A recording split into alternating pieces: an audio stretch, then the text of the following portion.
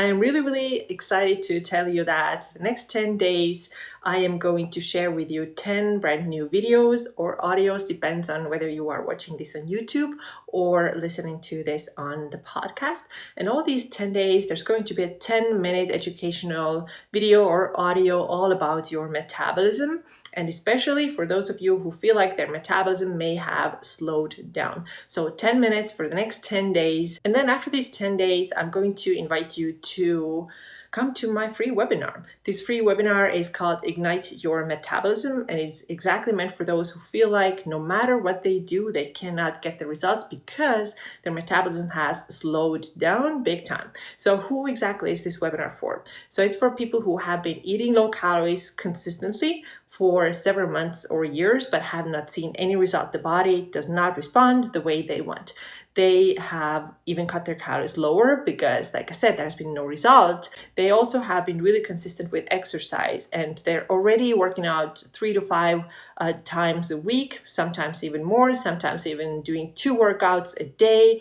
Still, nothing is happening. They're exhausted, they're tired, they don't know what to do next. So this is exactly the person who this webinar is for. So Ignite Your Metabolism, it is happening on Wednesday, May 12th at 4 p.m. Pacific time and 7 p.m. Eastern. So make sure that you grab your spot. And I'm going to put the link to my description. It's going to be in the YouTube description. It's also going to be in the show notes, and of course on my blog, urbanjane.co, and also in my Instagram bio. So make sure that you grab your spot if you want to understand what's up with your metabolism, why nothing is changing. If you can't be on that call, that is okay, because I will send out the recording for everybody who do sign up. However, if you are on that live call, you can ask questions that are specific to your situation, and I will help you out on that call. And you will also get some amazing bonuses. So I'm really hoping to see you there. Don't forget, it's on Wednesday, May 12th at 4 p.m. Pacific and 7 p.m. Eastern. I'll see you there. Hey everybody, welcome back to the next episode of the Balanced Vibes podcast. Today's episode is episode number 4 out of 10, and we are talking about all things dieting and metabolism and fat loss resistance, and today in particular fat loss resistance. And I'm going to share with you 3 things that are sometimes overlooked when we're saying that, hey, I'm doing everything right, but the scale is not moving and the pants are still really tight, not getting any looser at all. And it may feel like you're doing everything right. Maybe you are. Maybe you are doing your strength training, and maybe you are getting your macros right, and everything is perfect on paper, but there's still some things that are not going that well. And so there are 3 little things that I want you to start paying more attention to. The first thing is sleep. Are you sleeping enough? So let me give you an interesting fact. So those people who sleep 5 hours a night are able to build 60% less muscle than those who sleep 8 hours a night. Or let's say it differently. Let's put it the other way. Those who sleep 8 hours a night are able to build 60% more muscle than those who sleep 5 hours per night. And you already know that if you build more muscle, then that's going to increase your metabolic rate, and that makes you a better fat burner. Okay, so now if you're only sleeping 5 hours a night, and believe me, I know how much this sucks. I've had many nights like that in my life. If you are only sleep that little, you have to figure out why this is the case. And start with your bedtime routine. What's going on before you go to bed? Do you have phones? Do you have TV? Do you have like loud music or noise around you? Because all these things have to go, especially if you're very sensitive to stuff like that, which I personally am. I don't like anything loud in general in my house. There's nothing. It's always really quiet here, which I love. But there's also no phones in my bedroom. There's definitely no super bright lights. I try to always keep my lights really low. I even, to be honest, I really brush my teeth in the bathroom. I don't have any lights on because I just feel like it just stimulates me too much. I am really sensitive to that type of stuff. So if you didn't know that about yourself, maybe that's you as well. And you want to keep anything that's too much stimulation to a minimum. And maybe you have to do a nighttime meditation. Maybe you have to do some nighttime breath work. You know that I'm a big fan of both. And these things can really calm down your hyperactive nervous system that has been remain on all day long, because everybody has a ton of stress, whether we want to admit it or not, or whether we even realize it or not, we do.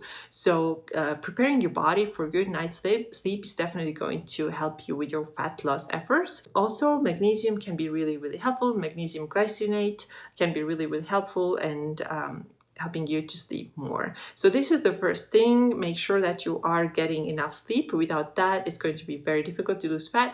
And I actually didn't even mention one thing: cravings. What are cravings the next day? I think everybody has experienced that. Their cravings the next day after poor night's sleep are really bad.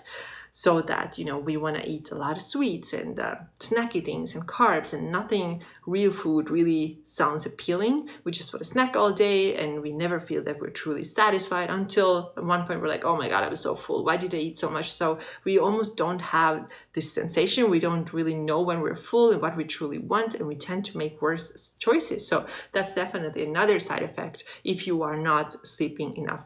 Make sure you start sleeping better, okay?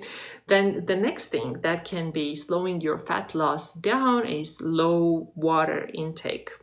So water can actually increase your metabolic rate, believe it or not.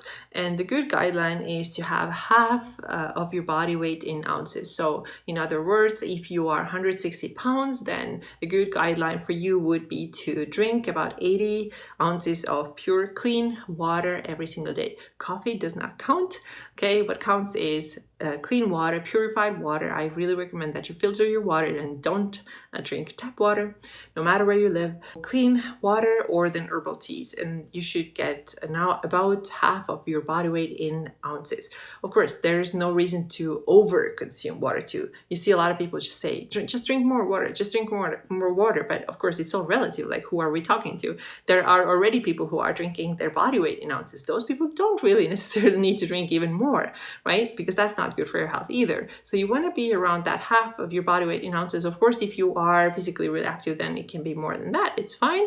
But don't forget that your body needs hydration, and actually dehydration can cause your body to hold on to water. And this is why your scale is not moving.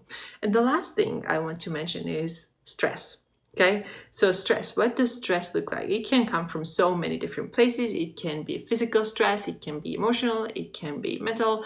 There are all kinds of stressors. But no matter what the source is, the body's response is very similar. And in response to stress, the body is releasing stress hormones, and one of them is cortisol.